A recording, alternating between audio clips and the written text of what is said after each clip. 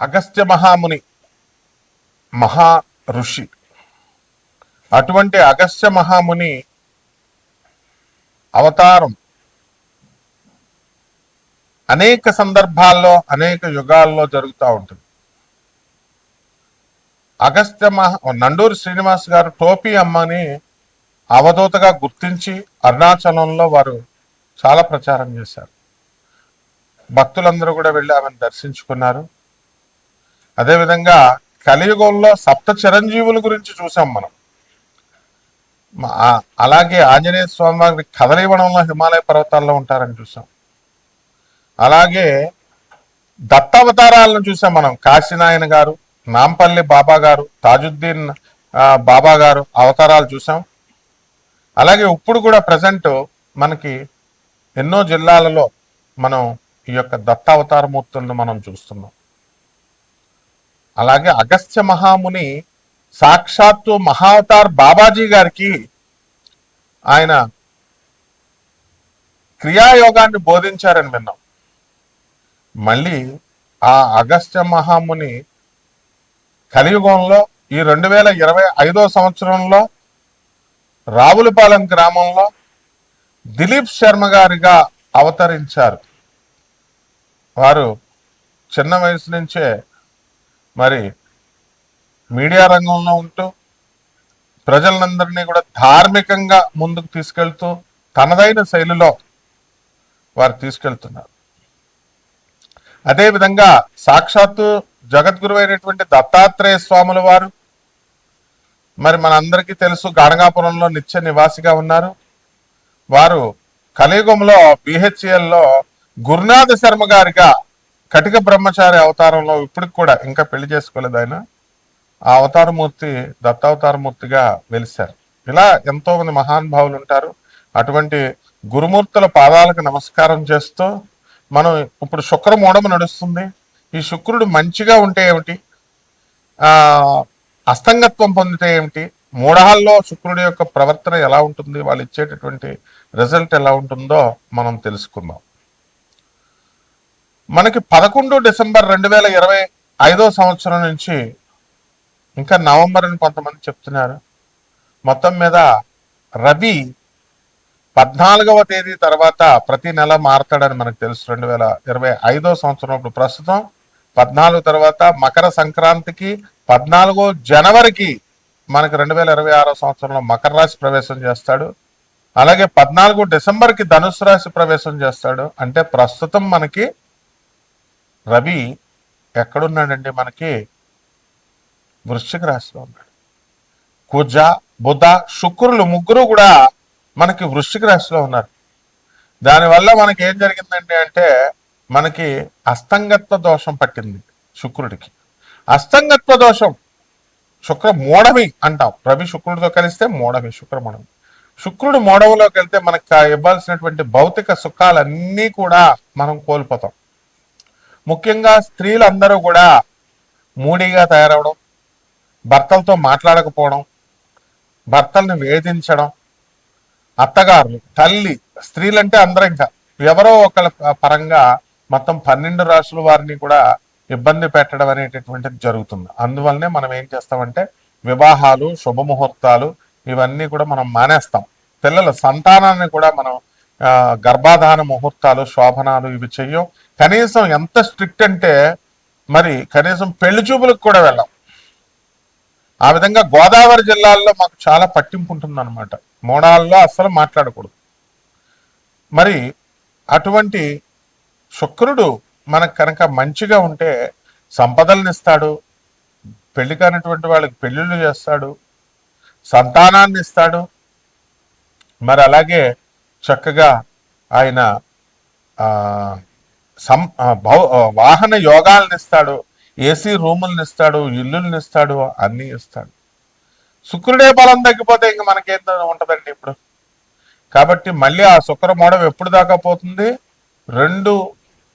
ఫిబ్రవరి 1వ తేదీ 2026 సంవత్సరం వరకు కూడా శుక్రమూఢం ఉంది మనకి. కాబట్టి ఆల్ శుభముహూర్తాలు బంద్. లాస్ట్గా అన్నప్రాసన కూడా చేయరు, గుండులు గీయించుకోరు, గడ్డాలు కూడా గీయించుకోరు, ఏదైనా దేవాలయాలకు వెళ్తే తలనీలాలు కూడా ఎవరు అంత స్ట్రిక్ట్ గా ఫాలో అవుతారు గోదావరి జిల్లాలో. మా మా గురువు గారు అయినటువంటి రావులపాలెంలో ఉన్నటువంటి దిలీప్ సి శర్మ గారు, మరి వారు కటిక నిష్ఠా పరులు. అలాగే వైవిఎస్ గిరిరావు గారు గుంటూరు జిల్లా, ఆయన కూడా రోజుకు 2 పూట్ల ఉపాసన చేస్తాడు. ఎవరు ఎవరున్నా సరే, సీఎంలున్నా, మినిస్టర్లున్నా, లేకపోతే ఎమ్మెల్యేలున్నా, సాయంత్రం అయ్యేసరికి 6 అయ్యేసరికి సంధ్యావందనం, పొద్దున సంధ్యావందనం చేస్తారు. సీనియర్ అసిస్టెంట్ గా గవర్నమెంట్ లో గుంటూరులో సెక్రటేరియట్ లో ఉద్యోగం చేస్తున్నారు. ఇలాంటి నిష్ఠాపరులు ఉండడం వల్లే ఇంకా కలియుగంలో మనకి కాస్త ధర్మం నిలబడుతుంది అని మనం చెప్పాలి. ఆ విధంగా శుక్రుడు మనకి ఈ సంపదలను ఇచ్చేటప్పుడు 12 రాశుల వారికి విచిత్రంగా ఒక్కొక్కరికి ఒక్కొక్క ఫలితాన్ని ఇస్తాడు.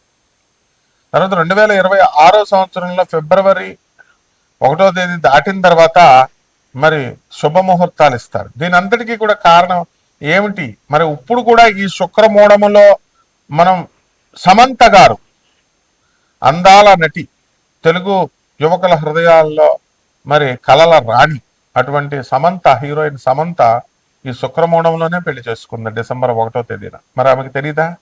ఆమె దగ్గర పండితులు లేరా? అలాగే బాలకృష్ణ గారు అఖండ సినిమాని రిలీజ్ చేసుకున్నారు. ఎప్పుడు మనం అది అనివార్య కారణాల వల్ల ఆగిపోయింది. ఎందువల్లంటే సాక్షాత్తు పరమేశ్వరుడు, బాలకృష్ణ గారు పరమేశ్వరుడు అవతారం, అఘోరిగా యాక్టింగ్ చేయడం కోసమే శివుడు అవతారం వేసుకుని వచ్చినంత ఇదిగా ఆయన యాక్టింగ్ చేశారు. అలాగే శ్రీనివాసుడు, వెంకటేశ్వరుడు, తిరుమల వెంకటేశ్వరుడు బీబీ నాంచారమ్మను పెళ్లి చేసుకున్నాడని మనం విన్నాం. ఎందువలన? హిందువుల అమ్మాయిలు లేరా? కాబట్టి మనం అందరం కూడా దీపు స్టార్, మరి అలాగే మౌళి, అలాగే మనకి ఈ యొక్క ఆయన పేరేంటి, దత్తాత్రేయ, అలాగే పార్థు, అర్జునుడి పేరు. వీళ్ళందరూ కూడా ఎంతో కష్టపడి పేదవారి కోసం మరి ఈ ఛానల్ ద్వారా ఫ్రీగా జ్యోతిష్యాలు, నాన్ కమర్షియల్ ఆస్పెక్ట్తో సలహాలు అందరి చేత కూడా వాళ్ళు చేపిస్తున్నారు. అలాగే వేణువు గారు ఈ యొక్క చైర్మన్ ఛానల్కి పేదవారు బాగుండాలని కోరుకుంటాడు ఆయన, అంతే. కాబట్టి కన్సల్టేషన్స్ ఏముండవు మాకు ఈ ఛానల్లో. మీకు శుక్ర దోషాలు ఉన్నటువంటి వాళ్ళు చక్కగా మీకు ఏ డౌట్లు, భార్యలతో యుద్ధాలు పెట్టుకోవద్దు. భార్యలు కొట్టేస్తారు, ఇప్పుడు అందరూ భర్తలను బాధేస్తారు. ఏమొద్దు, చెవులో దూదెట్టేసుకోండి. భార్యలు వేధిస్తారు, చెవులో దూదెట్టేసుకోండి. చిన్నపిల్లలు వీళ్ళు కొట్టుకోవడం వల్ల మీకు కాపురాలు నిలబడవు.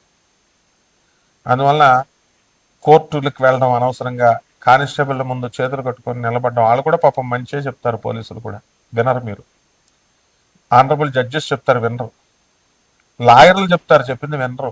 కాపురాలు పాడు చేసుకోవద్దని.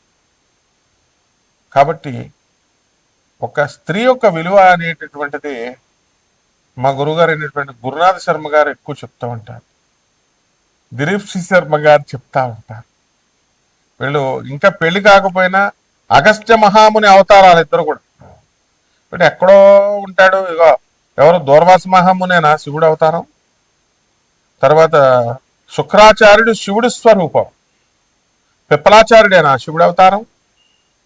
మనం అలాగే ఈ యొక్క కృష్ణుడి కొడుకైనటువంటి సాంబశివుడేనా మనకి శివుడు అవతారం. బాలయ్య బాబు గారు కూడా, హీరో బాలయ్య బాబు గారు కూడా శివుడు అవతారమే. ఎంత బాగా చేస్తాడండి అఘోరిలా. ఎవరైనా చేయగలరా? కమాన్, ఇప్పుడున్న హీరోలు చేస్తానని రమ్మనండి, ఎవరూ చేయలేరు. మరి అటువంటి సినిమాయే ఆగిపోయింది. ఎందువల్ల?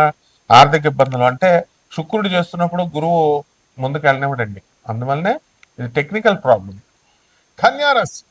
కన్యారాశి వారికి ఏమండి, ఆదాయాలు పెరిగిపోతాయి.